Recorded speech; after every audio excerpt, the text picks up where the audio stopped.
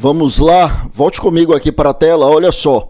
Falávamos aqui das questões atinentes à fase de investigação na lei de drogas. E aí dizíamos, então, que na lei de drogas nós temos aqui uma grande particularidade, que é a previsão da figura do agente infiltrado e também da ação controlada, tá?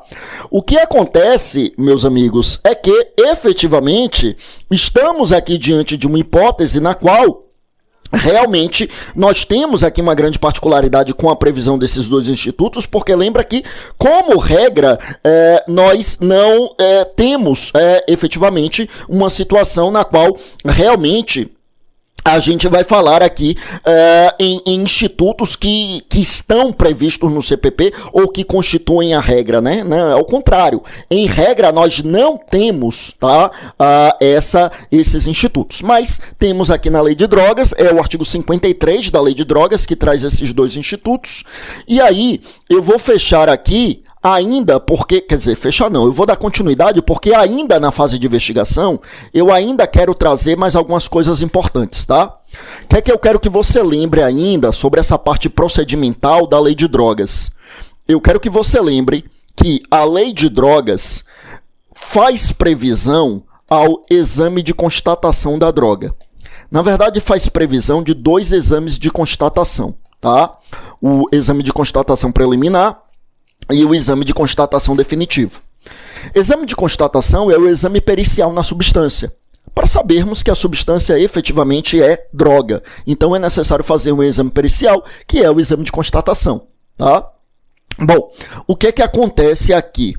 O que acontece é o seguinte, olha só. Então, primeiro, lembrar que basta que exista um perito, né? Assim como é também a regra do CPP, né? O CPP fala em um perito oficial ou, na sua ausência, aí fala em duas pessoas idôneas com formação superior, preferencialmente na área da realização do exame, né? Mas sendo perito realmente é um só, aqui é um só. E o exame preliminar ele é feito aqui no momento da investigação. O exame de constatação definitiva ele é feito na fase de processo. E não há problema em que o mesmo perito que fez o exame preliminar faça o exame definitivo. Isso está na lei, porque bem antigamente isso era muito questionado nos tribunais, né? Porque se argumentava, a defesa costumava argumentar que o perito que realizou o exame preliminar, ele estaria suspeito para realizar o exame definitivo, porque se ele, no exame definitivo, chegasse a uma outra constatação, então ele estaria, na verdade, desconstituindo o trabalho dele, ele estaria reconhecendo o erro, então se dizia que ele seria suspeito, e o tribunal já vinha dizendo, os tribunais todos já vinham dizendo há muito tempo que não, que o perito que realizou o exame de constatação preliminar, ele pode realizar o exame definitivo, não tem problema nenhum. Isso veio para a lei, isso é expresso na lei, então basta que seja um perito e o perito que realizou o exame preliminar, ele pode realizar o exame definitivo. Quando ocorre a apreensão da droga, veja então que é realizado o exame preliminar, mas veja, e se foi um grande carregamento de drogas? Né? Então assim, 100 quilos de cocaína, aí deixa os 100 quilos lá esperando o processo, o exame definitivo, o trânsito em julgado? Não, de jeito nenhum. O que acontece? Constatado no exame preliminar que se trata de droga, então cabe ao juiz autorizar a destruição da droga, ouvido o MP. Então o juiz ouve o MP, autoriza a destruição da droga, preservando uma pequena quantidade para realizar o exame definitivo. Esse exame definitivo também é chamado de contraprova, né? A prova e a contraprova. Só que contraprova é uma expressão da praxe forense, né? O nome legislativo é exame de constatação definitivo. Então, fez o exame preliminar, constatou que é droga. Então tem lá 50 quilos de maconha. Constatou que é droga, não precisa deixar maconha, nem é conveniente que se deixe droga em quantidade expressiva armazenada por tanto tempo, né? A possibilidade de desvio, e sem falar, obviamente, né, no custo, na logística, nas dificuldades operacionais. Então, Constatou que é droga, o juiz, ainda na fase de investigação, em decisão fundamentada, como deve ser toda decisão judicial, ou tendo ouvido o MP, o juiz autoriza a polícia a destruir a droga, preservando uma pequena quantidade para realizar o exame definitivo. Aí começa o processo, durante o processo é realizado o exame de constatação definitivo, e depois de realizado o exame de constatação definitivo, aí aquela pequena quantidade que havia sido preservada também poderá ser destruída. Agora, não dá para destruir tudo logo de cara e não deixar uma parte para realizar o segundo exame, tá? Bom, que mais, meus amigos, que nós temos? Aí, a partir daí, então é importante lembrar essa questão da perícia do exame de constatação, tanto o exame preliminar quanto o exame definitivo. Lembrar que basta um perito e que o mesmo perito que realizou o primeiro exame poderá realizar o segundo, não haverá impedimento e nem suspeição, tá?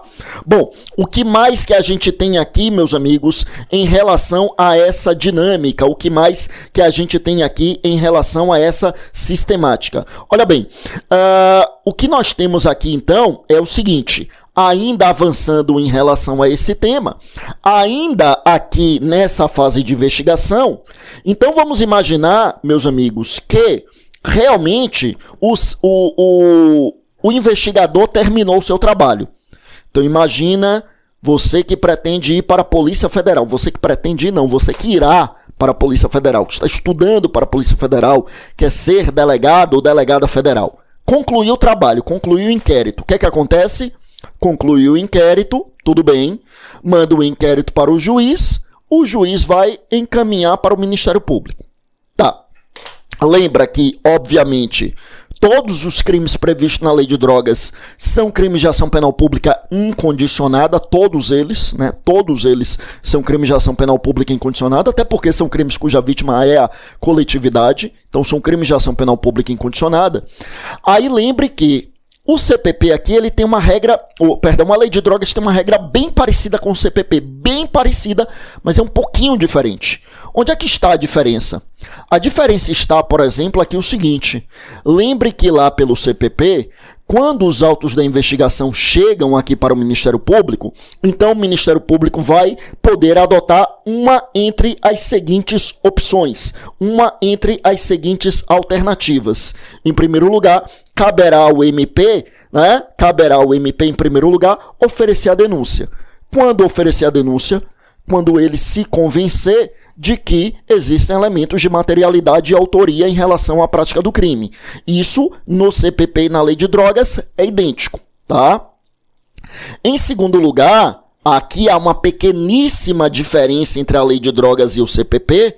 Em segundo lugar, veja só, se o MP entender que há necessidade de maiores diligências, vejam, meus amigos, pelo CPP, ele requer a devolução ao juiz, para que o juiz requisite as diligências do delegado. Porque o que o CPP nos diz é que o MP não irá requerer a devolução dos autos do inquérito, salvo para diligências que reputarem prescindíveis. Ou seja, pela lógica do CPP, cabe ao MP devolver ao juiz e o juiz requisita do MP. E a doutrina e a jurisprudência pacificamente dizem que não, que o MP pode requisitar do delegado diretamente. Pois na Lei de Drogas isso está previsto na lei. Quer dizer, é a própria Lei de Drogas quem diz que o MP tem um poder, dever de requisitar as diligências diretamente do delegado. Tá? Então, por isso que eu dizia, uma pequeníssima diferença entre CPP e Lei de Drogas nesse ponto. Uma diferença que na prática não existe, porque na prática já é o MP formulando as requisições diretamente nos outros crimes também, mas, sob o ponto de vista legislativo, lembra que a gente tem essa diferença, né? Porque no CPP, o MP não requisita diretamente as diligências, ele requer a devolução ao juiz e o juiz requisita ao delegado, tá? E na Lei de Drogas é como eu disse, a Lei de Drogas adota aquilo que a doutrina diz e a jurisprudência também diz que deve ser, ou seja, que o MP faz a requisição diretamente, tá? Bom, a outra possibilidade é o MP requerer o arquivamento, e aí é igualzinho um CPP, né? Sempre que o MP entender que não é caso de denúncia, então o MP irá promover o arquivamento, né? Quer dizer, vai requerer ao juiz que arquive, tá? Então, veja que aí é uma pequeníssima diferença em relação ao CPP. Mas há uma diferença mais substancial em relação ao prazo para adotar qualquer dessas medidas, meus amigos. Por quê?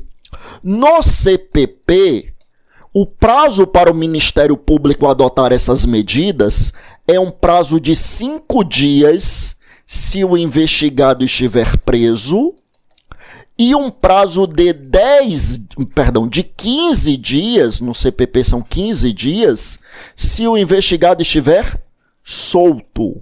Eu repito, o prazo para adotar qualquer dessas medidas que nós enumeramos, lá no CPP, é um prazo de 5 dias se o investigado estiver preso e prazo de 15 dias caso o investigado se encontre solto, tá? Lá na regra do CPP.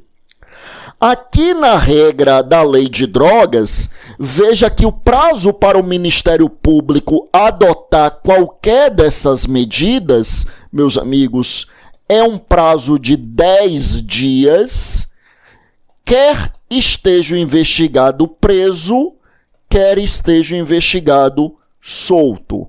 Então, o prazo para o Ministério Público adotar essas medidas será de 10 dias e isso vai valer tanto para a hipótese do investigado preso quanto, meus amigos, para a hipótese do investigado solto, tá bom?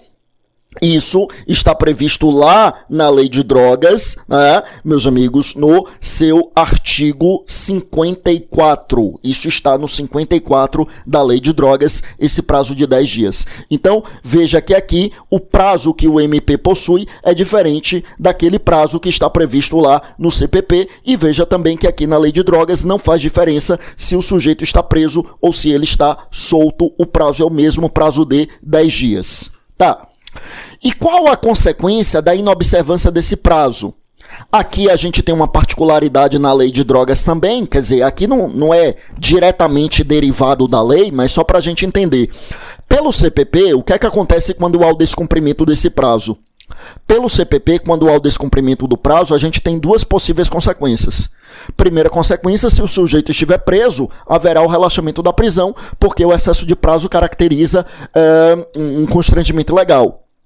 Claro que a jurisprudência tem fartos precedentes, né? Farto cabedal de precedentes, no sentido de que a gente precisa analisar a complexidade do caso concreto, a razoabilidade, mas o fato é que, a priori, descumprir o prazo, haverá o relaxamento da prisão. Esta consequência também se aplica na Lei de Drogas, sem problema. Então, na Lei de Drogas também, se o investigado estiver preso, a inobservância desse prazo poderia caracterizar um constrangimento ilegal e, consequentemente, autorizar ali o relaxamento da prisão. Agora, a segunda consequência, aí veja, em geral, né, para o CPP de um modo geral, para os crimes de um modo geral, a segunda consequência para a inobservância desse prazo, ou seja, a segunda consequência para o fato de que o MP deixa escoar o prazo sem adotar nenhuma medida, a consequência, meus amigos, é a seguinte, é que permite-se com isso ao ofendido oferecer a ação penal privada subsidiária da pública. Quer dizer, passou o prazo, o MP não adotou nenhuma das medidas que lhe cabia, isso autoriza então o ofendido a ingressar com ação penal privada subsidiária da pública diante da inércia ministerial, tá? Isso não existe na Lei de Drogas. Pelo menos não deve existir na Lei de Drogas. Por que não deve existir na Lei de Drogas? Porque, como regra, não vai caber a ação penal privada subsidiária da pública quando a vítima é a coletividade. Porque a ação penal privada subsidiária da pública é quando o MP deixa escoar o prazo, né, em um caso ali de que é crime de ação penal pública, o MP deixa escoar o prazo, e tendo deixado escoar o prazo, veja só, aí o ofendido vai e oferece a queixa-crime no lugar da denúncia. Quer dizer, o ofendido oferece a ação penal privada subsidiária da pública. Ou seja, para que eu fale em ação penal privada subsidiária da pública, eu preciso ter um ofendido, uma vítima identificada, e não a coletividade. Por isso que, como regra, não cabe à coletividade oferecer ação penal privada subsidiária da pública, né? E, consequentemente, não caberá ação penal privada subsidiária da pública nos crimes relacionados à lei de drogas. Eu estou tendo a cautela de falar como regra só porque, excepcionalmente, houve um precedente do STJ, que com a devida vênia não temos como concordar, mas o STJ, em um precedente totalmente isolado, aceitou a ação penal privada subsidiária da pública em um caso de crime previsto no Estatuto do Desarmamento, cuja vítima é a coletividade. Então, com a devida vênia, não temos como concordar com o STJ, né? Essa decisão do STJ é extremamente criticada e é totalmente isolada, mas como é uma decisão do STJ, então a gente sempre tem que tomar um cuidado, porque pode ser que seja explorada ali na sua banca de concurso, tá? Então cuidado com esse precedente, mas o fato é que, fora esse precedente isolado, não tem como falar em ação penal privada subsidiária da pública quando a gente está diante dessa hipótese em que a gente fala efetivamente em crime cuja vítima é a coletividade, né? Crime chamado em doutrina de crime vago. Crime vago é esse crime em que a vítima é a coletividade, tá? Bom, volte comigo aqui para a tela. Feitas essas considerações, aí eu avanço para falar do procedimento na lei de drogas, tá? Veja, em relação aqui ao pedido de arquivamento, não tem nenhuma regra específica, né? Quer dizer, vale a mesma coisa que existe lá no CPP, né? Então, o juiz arquiva e aí depois, se houver novas provas, o MP pode oferecer a denúncia, né? Até a súmula 524 do STF. Se o juiz discordar do pedido aqui de arquivamento, manda para o Procurador-Geral de Justiça, né? E nesse caso, que manda para o Procurador-Geral de Justiça, lembra que, meus amigos, né, estamos diante de uma hipótese em que, efetivamente, se fosse na área federal, o juiz federal que discorda do pedido de arquivamento do Procurador da República não manda para o Procurador-Geral da República, e sim para a Câmara de Coordenação e Revisão Criminal do Ministério Público Federal, quer dizer, tudo igualzinho ao CPP, não tem nenhuma regra específica. Regra específica a gente tem quando a gente começa o procedimento. Volte comigo aqui para a tela. Vamos imaginar aqui, então, como é o procedimento na lei de drogas. Vamos imaginar, então, que o MP ofereceu a denúncia. MP ofereceu a denúncia e agora o que é que acontece? Meus amigos, vejam. Lá pela regra do CPP, né, do procedimento como ordinário, que é a grande regra do nosso ordenamento jurídico, procedimento como ordinário, eu repito, é realmente a grande regra do nosso ordenamento jurídico. Veja só. Lá, meus amigos, né? Lá, quando a gente trata dessa temática, quando o MP oferece a denúncia, vai caber ao juiz receber ou rejeitar a denúncia. O juiz vai analisar as hipóteses em que caberia a rejeição, que são as hipóteses do artigo 395. Se houver uma daquelas hipóteses, o juiz rejeita a denúncia. Se não houver nenhuma das hipóteses, o juiz irá receber a denúncia. Tá? Então, lá no procedimento como ordinário é assim. Quando é oferecida a denúncia, então o juiz vai decidir se recebe ou rejeita. Na lei de drogas, nós temos um dos poucos casos nos quais, depois da denúncia, o sujeito será notificado, o denunciado, né, será notificado para apresentar uma resposta preliminar. Essa resposta preliminar é chamada na lei de drogas de defesa prévia. Defesa prévia. Tá? Veja bem, eu repito, aqui nós temos, né, na lei de drogas, nós temos um dos poucos procedimentos nos quais a gente tem uma resposta preliminar. Uma resposta preliminar, também chamada de, aqui na lei de drogas, também chamada de defesa prévia, tá? Porque, vejam só, meus amigos, né? O que nós temos aqui é efetivamente o seguinte. O que é essa resposta preliminar que a lei de drogas chamou de defesa prévia? Veja só, é uma resposta do denunciado antes da decisão de recebimento. A regra do nosso ordenamento jurídico, eu repito, não é assim. A regra do nosso ordenamento jurídico é oferecer a denúncia, a MP oferece a denúncia, o ofendido oferece a queixa, o juiz, sem ouvir o denunciado ou querelado, o juiz vai decidir se recebe ou rejeita.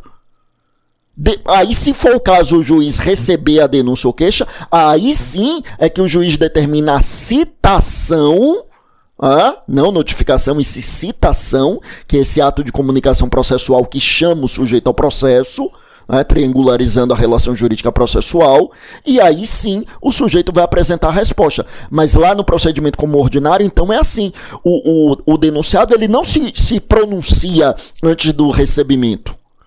Então primeiro o juiz recebe a denúncia, aí determina a citação do sujeito, e aí ele apresenta a resposta. Agora, em alguns procedimentos, como eu disse, a lei previu a resposta preliminar. Ou seja, em alguns procedimentos, o MP oferece a denúncia, e aí olha o que acontece aqui, que eu coloquei aqui na tela. Aí o juiz determina a notificação do denunciado para apresentar a sua resposta.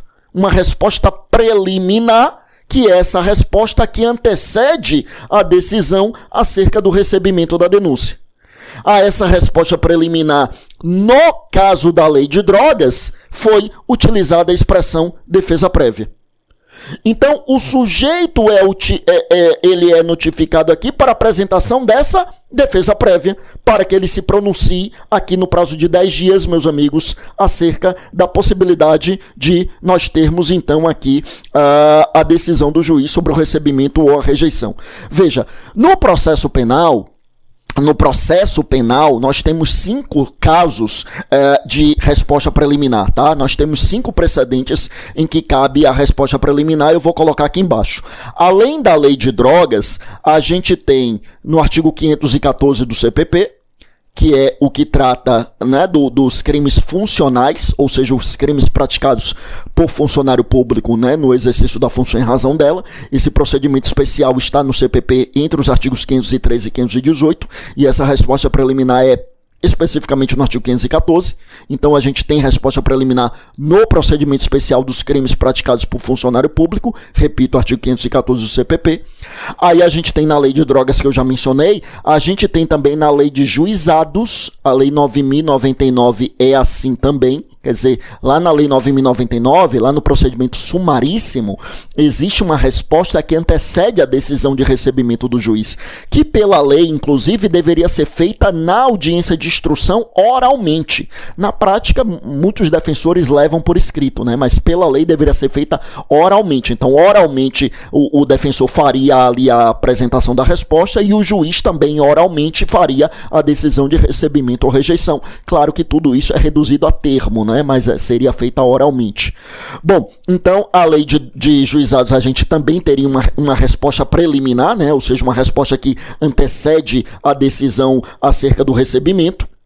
Aí nós temos isso também, meus amigos, na lei 8.038 de 1990, que é a lei que trata do procedimento no âmbito dos tribunais, ou seja, trata, meus amigos, justamente aqui da questão atinente, né, a essa hipótese em que realmente a gente fala na competência originária do tribunal, né? Imagine, por exemplo, um prefeito que está sendo acusado da prática de um crime, aí ele está respondendo ali no Tribunal de Justiça, e lá no Tribunal de Justiça, lembra que o procedimento a ser aplicado será o procedimento da Lei 8.038, aplicando-se, obviamente, também o regimento interno naquilo que couber, tá? Bom, e a gente tem também essa previsão, meus amigos, para a gente fechar aqui, no Decreto-Lei 201 de 1967, que é a lei, né, um decreto-lei recepcionado com status de lei ordinária, por isso que eu estou chamando de lei, é a lei que trata, meus amigos, dos crimes praticados ali por prefeito, os crimes de responsabilidade praticados por prefeito, tá? Crimes de responsabilidade praticados por prefeito municipais, tá? Aí, essa resposta preliminar, aí cada procedimento tem o seu prazo, tá? Então, por exemplo, no artigo 514 são 15 dias, que é o procedimento dos crimes praticados por funcionário público. No Decreto-Lei 201 são apenas 5 dias. Aqui na Lei de Drogas são 10 dias. Lá na Lei de Juizados é feito na hora, lá na audiência de instrução, né? Quer dizer, a resposta é apresentada ali na audiência de instrução e o juiz decide ali também na audiência. Então, cada lei aqui tem um prazo diferente, não é o mesmo prazo. O que identifica aqui esses procedimentos não é a similitude de prazo. O que identifica esses procedimentos é exatamente o fato de que estamos diante da possibilidade de resposta preliminar, ou seja, resposta que antecede a decisão do juiz acerca do recebimento da denúncia ou queixa. Tá bom? Agora, é importante a gente chamar a atenção para o fato de que, meus amigos, indubitavelmente, estamos diante dessa hipótese em que a gente tem a resposta preliminar, e essa resposta preliminar, eu repito, particularmente no caso da lei de drogas, ela é chamada de defesa prévia. Ela não leva esse nome em todos os procedimentos não, tá? Mas aqui na lei de drogas, essa resposta preliminar é chamada de defesa prévia. Então, veja só, o MP então oferece a denúncia, aí antes de o juiz decidir sobre o recebimento da denúncia, então o sujeito apresenta uma resposta preliminar, que é uma defesa prévia, em 10 dias, tá? Em 10 dias. Lembre que no rol de testemunhas que é apresentado na denúncia, né? O rol de testemunhas da acusação é apresentado na denúncia e o rol de testemunhas de defesa é apresentado aqui com essa resposta. Lembra que, meus amigos, no rol de testemunhas nós temos um número de até 5. Veja que é o mesmo número do procedimento comum sumário.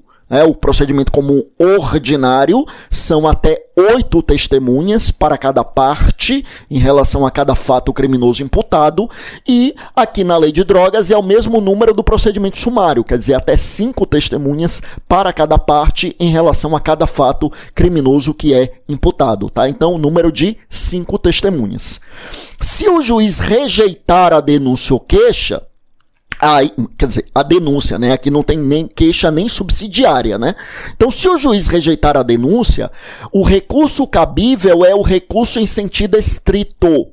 Se o juiz rejeitar a denúncia do MP, o MP pode, para impugnar ali a decisão do juiz, pode interpor um recurso em sentido estrito. Isso, meus amigos, previsto lá no CPP, artigo 581, inciso de número 1 do nosso CPP. O recurso aqui contra a decisão que rejeitasse a denúncia seria o recurso, meus amigos, em sentido estrito, tá?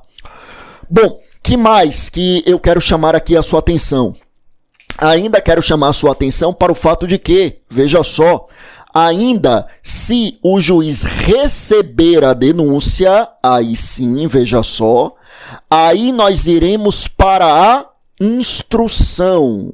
Veja só, iremos para a instrução. Como é que ocorre a instrução? Na instrução, nós teremos os depoimentos das testemunhas. Primeiro, as testemunhas arroladas pela acusação, depois as testemunhas arroladas pela defesa e depois teremos o interrogatório. O interrogatório do réu. Agora, algumas observações. Primeira observação. Veja que, por óbvio, aqui, quando a gente trata de tráfico, a gente não vai ter a figura do ofendido. Tá? Então não tem, eu repito, a figura do ofendido. Tá? Não tem a figura do ofendido. Agora, a gente precisa compreender também que pode ser que a gente tenha ofendido quando a gente tiver crime conexo. Então eu tenho o tráfico, mas além do tráfico eu tenho um crime conexo ao tráfico e que eu tenho ali um ofendido. Então, aí, obviamente, o ofendido seria ouvido primeiro, né? O ofendido seria ouvido, portanto, antes das testemunhas, tá bom? Ademais, veja que, se a gente parar para pensar, existem outros meios de prova que a gente poderia aplicar aqui também, meus amigos, né? Vinculando de algum modo ali ao procedimento comum ordinário.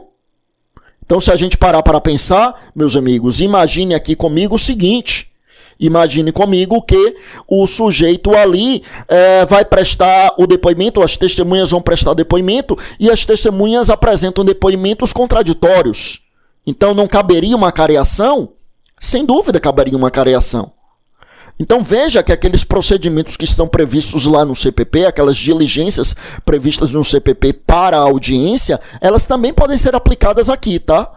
Então, o que é que a gente tem lá no CPP? No CPP, primeiro ouvir o ofendido, aqui eu repito, na lei de drogas o ofendido é a coletividade, mas a gente pode ter um crime conexo em que tem um ofendido, então o ofendido seria ouvido primeiro. Aí depois as testemunhas arroladas pela acusação, depois as testemunhas arroladas pela defesa, aí o CPP fala em esclarecimentos do perito. Aqui na lei de drogas isso não está expresso, mas não poderia ali intimar o perito para prestar esclarecimento sobre o seu laudo? Poderia, aplicando o procedimento como ordinário por analogia. Tem a acareação lá no CPP, não poderia ter acareação aqui na lei de drogas? Poderia também, sem problemas. Né? Lá na lei de drogas fala assim, reconhecimento de pessoas e coisas, poderia aplicar aqui no procedimento da lei de drogas? Sem dúvida, poderia também. Então veja que a lei de drogas ela é muito sucinta no que se refere aqui às provas a serem produzidas em audiência. Fala nas testemunhas, fala no interrogatório, fecha por aqui, mas eu repito, nada impede que a gente aplique ali também, por analogia, meus amigos, as questões relacionadas, né, ao procedimento da lei de drogas, tornando aqui efetivamente o cabedal de provas mais completo, tá? O cabedal de provas a serem produzidos mais completo, tá bom? Vamos avançar. Outro ponto para o qual eu quero caminhar, e já encerrando aqui a lei de drogas, quero caminhar aqui para o seguinte, meus amigos, vejam só, quero caminhar aqui no seguinte sentido. Pela lei, o interrogatório deveria vir antes do depoimento das testemunhas. Então, pela lei de drogas, nós teríamos, meus amigos, ali antes do depoimento das testemunhas, tá?